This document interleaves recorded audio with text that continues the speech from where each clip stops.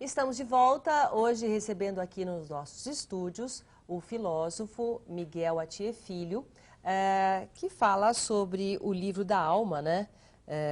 Avicena que foi um filósofo árabe, é isso? Do mundo árabe. Qual que é a importância, você que é um especialista em tradução de filósofos, não é? Qual a importância hoje sair desse mundo árabe e você traduzir para o português, levando para outros cenários esse livro da alma e a importância do Avicena? Muito bem. Eu tenho destacado que o livro tem 4 áreas de importância que acho que são as principais. A primeira é falar justamente de um tema que interessa a todos os humanos, que é da sua interioridade. É o tema da alma, um tema atávico, ancestral, que tem sido tratado por várias civilizações, por várias religiões. A nossa eterna pergunta, né? A nossa eterna pergunta. O Avicena é um desses autores que trata especificamente disso, e do ponto de vista da filosofia, talvez o autor, até o período em que ele está, que mais tratou dessa interioridade humana, num livro só. Segundo grau de importância é que nós, na filosofia e dentro da universidade, trabalhamos como os arqueólogos. Nós fazemos arqueologia do pensamento. Nós vamos atrás dos documentos históricos antigos e os trazemos à tona novamente para o cenário das discussões atuais. Então, do ponto de vista do resgate da história do pensamento e da filosofia, esta obra do Avicena, assim como boa parte das obras que foram escritas em árabe nesse período, elas recosturam o tecido da história do pensamento que está rasgado. Nós temos como um grande quebra-cabeça, desde do começo da civilização humana até hoje, um grande quebra-cabeça em que faltam peças. Que está faltando peças, muitas justamente. peças. Avicena é um elo fundamental para a compreensão de como evoluiu o pensamento dentro da civilização humana, desde a antiguidade até hoje. Mas por quê que ele é peça fundamental? É peça fundamental porque ele não só resgata grande parte da tradição da antiguidade clássica, que estava em outras línguas e que havia sido traduzida para o árabe. Então, praticamente boa parte do que estava concentrado antes dele repousa na pena dele, dentro da sua obra. Ele faz um tipo de síntese, uma refundição dessas teorias todas, como boa parte do que sai em seguida parte das obras dele, seja para concordar, seja para criticar, tanto nas regiões que nós costumamos pensar oriental, quanto naquilo que nós costumamos chamar ocidental. Então ele tem essa importância grande, que é essa segunda, de resgatar uma obra como essa, costura a história do pensamento, novamente, e dá mais uma peça do nosso quebra-cabeça. A terceira... Por isso a importância da tradução. Essa é a importância da tradução. O terceiro ponto é que vem como consequência desse segundo, que quando você costura a história do pensamento novamente, você vê que alguns paradigmas caem por terra. Por exemplo, hein? Vamos lá. Que o mundo está dividido entre Oriente e Ocidente. Como se houvesse 2 regiões no mundo, em que uma é oriental e outra é ocidental. E pior, de que pessoas que moram num suposto mundo oriental, que é completamente imaginário, pensariam de uma maneira diametralmente oposta de um outro mundo que é ocidental. Não é? Então criamos como se fossem 2 tipos de humanos que teriam perspectivas diferentes. Isso desmonta, porque a Avicena seria como um ocidental do lado oriental. Não é? E com você isso nós percebe que tem o mesmo pensamento, que é a mesma...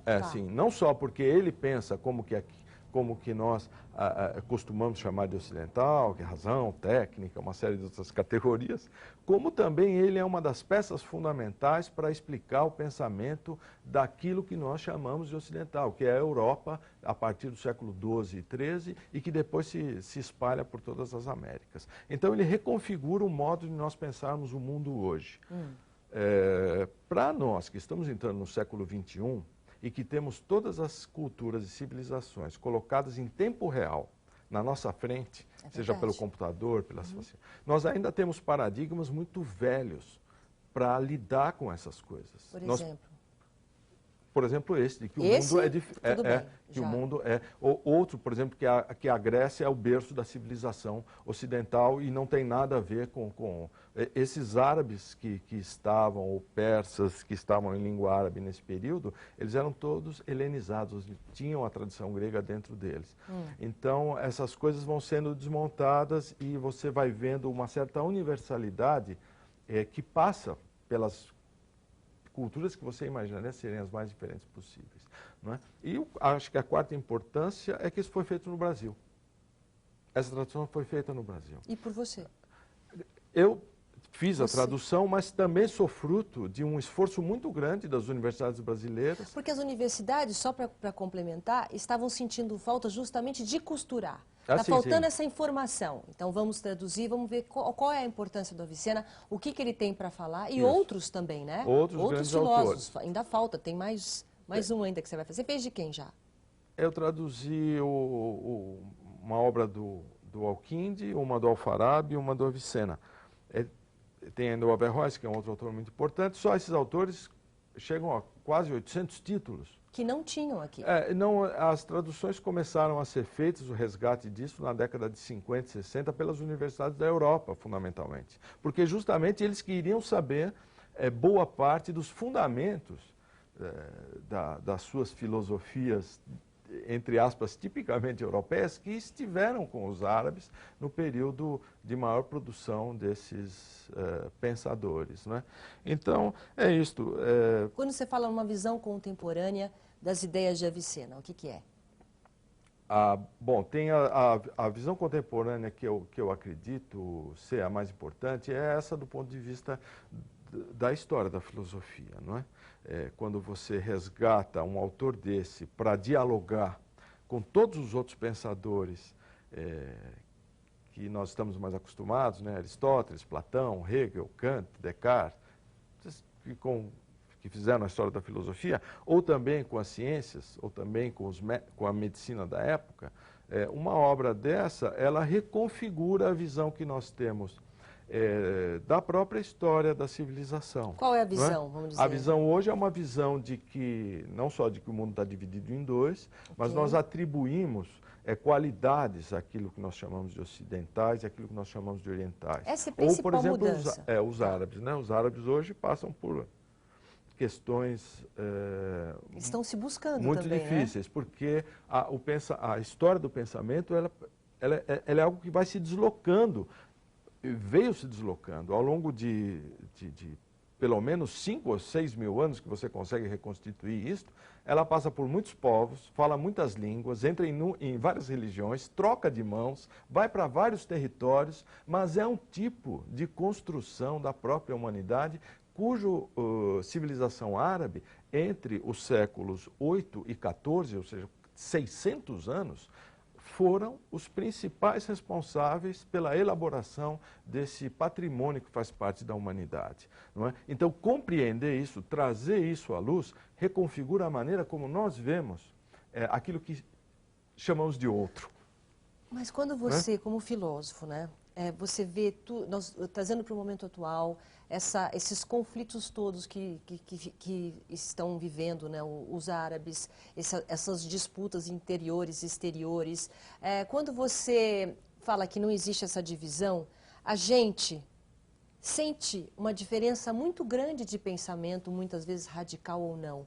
Isso dentro da filosofia explica como? Quer dizer, não tem essa divisão, mas a gente sente isso. Sim, a gente sente não uma divisão. Se fosse para dividir o pensamento em algum tipo de número, seria bom não dividir em dois, orientais e ocidentais, mas seria bom dividir em quantas cabeças houvesse dentro do planeta Terra. Porque cada pessoa tem radicalmente um tipo de pensamento diferente da outra. Não é?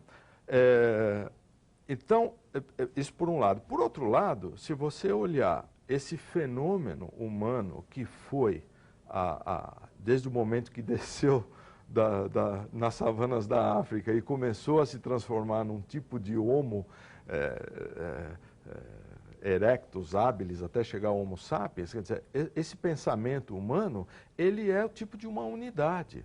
Ele se configura como o pensar da própria Terra. Não importa que lugar o ser humano esteja, você está dizendo, do planeta. É do pensamento todo. Então, por um lado, o pensamento é uma unidade, porque é o fenômeno que aparece por meio da história ao longo desses anos todos, fruto da humanidade. E, por outro lado, ele é tão plural quantas cabeças houver. O que está implicado é que algumas correntes de pensamento podem ser detectadas. Então, você pode puxar uma corrente como o budismo, pode puxar uma outra corrente. São várias correntes, né, Miguel? Há várias correntes. Tá. Essas correntes, elas têm particularidades que fazem com que cada elemento que tiver dentro dela adquira uma identidade. Essa identidade é fundamental para que ela possa passar os anos aqui na Terra, não é, na vida, sabendo a sua língua, a sua pátria, tendo uma noção do que vai acontecer com ela depois da morte. Isso são particularidades que orientam antropologicamente aquela comunidade. Okay. E cada grupo desse está amparado numa particularidade útil para aqueles elementos.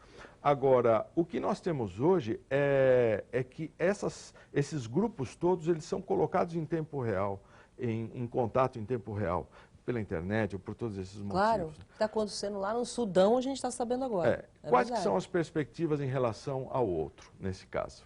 Então, se você faz parte de um outro grupo, a história do pensamento já mostrou isso. Em primeiro lugar, eu tento aniquilar o outro. Em segundo lugar, eu posso tentar convertê-lo, ou posso tentar escravizá-lo. Essas foram as coisas que a história mostrou. O outro ou foi aniquilado, ou foi escravizado, ou foi convertido à sua própria crença. No século XVIII inventaram uma nova perspectiva que foi tolerar o outro, que é até onde nós estamos hoje. O outro nós toleramos, porque ele é muito diferente. O que eu penso que seria uma nova perspectiva, criar-se um novo córtex cerebral para o século XXI, não é trabalhar nessa dimensão das particularidades, mas é alçar uma nova categoria em que nós podemos compreender o outro. Isso só é possível se nós estudarmos e analisarmos as estruturas nas quais ele está montado. Quando isso acontece, quando você efetivamente conhece isto, há uma aproximação da universalidade do próprio pensamento e se desarmam os espíritos. Isso seria importante para o século que se inicia. E vai ser. E nós vamos chegar lá. Vamos deixar o serviço, o site, quem quiser conversar com o Miguel. Miguel, infelizmente a gente não tem mais tempo e a alma é muito complexa. E todo esse universo que você trouxe para a gente. Mas muito obrigada pela sua presença aqui. Eu que agradeço. Muito obrigada e parabéns pelo livro, tá? Pelo seu trabalho. Muito obrigado. Nossa opinião de livre de hoje fica por aqui. Muito obrigado pela sua companhia e até o próximo programa. Tchau, gente.